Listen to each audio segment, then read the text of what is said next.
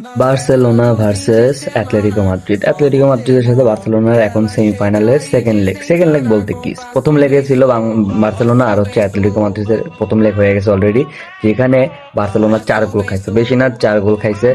4 গোলে বার্সেলোনা পিছিয়ে আছে। এখন 2 ম্যাচ মিলে যেহেতু ডিভিশন হবে, কারণ ফার্স্ট লেগ ছিল ওইটা, এখন সেকেন্ড লেগ।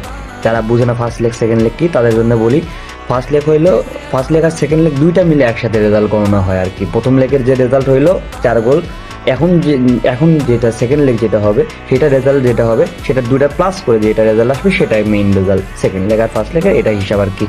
তো আজকে হচ্ছে বার্সেলোনা আর অ্যাটলেটিকো মাদ্রিদের সেকেন্ড লেগ। এইটাতে যদি বার্সেলোনা 5টা গোল করতে পারে তাহলে জিতবে। 5টা গোল না করলে বার্সেলোনা জিততে পারবে না। কিন্তু জেতার জন্য বার্সেলোনাকে ক্লিন শিট ধরে রাখতে হবে, আর ক্লিন শিট যদি না ধরে রাখতে পারে, যদি অ্যাটলেটিকো আরেকটা গোল করে, তাহলে অ্যাটলেটিকোর মোট গোল হয়ে যাবে 5টা। মোট কথা হইলো, যদি বার্সেলোনা জিততে চায় তাহলে তাদের ক্লিন শিটও ধরে রাখতে হবে, প্লাস গোলও করতে হবে 5টা। 4টা গোল যেহেতু খেয়ে আছে, 4টা গোল সমান করতে হতে 4টা গোল করতে হবে, প্লাস একটা গোল করতে হবে জেতার জন্য। কিন্তু ভুল করে যদি অ্যাটলেটিকো মাদ্রিদ গোল করে একটা, তাহলে বার্সেলোনা গোল করতে হবে 6টা, যেটা প্রায় অসম্ভব। কিন্তু বার্সেলোনা একবার করেও ছিল, সেটা ছিল বার্সেলোনা ভার্সেস পিএসজি ম্যাচ। তখন হচ্ছে মেসিও ছিল, তখন সেটা আলাদা বিষয় ছিল, তখন প্লেয়ারগুলো আরো ভালো ছিল, আরো উন্নত ছিল, তখন মেসিও ছিল।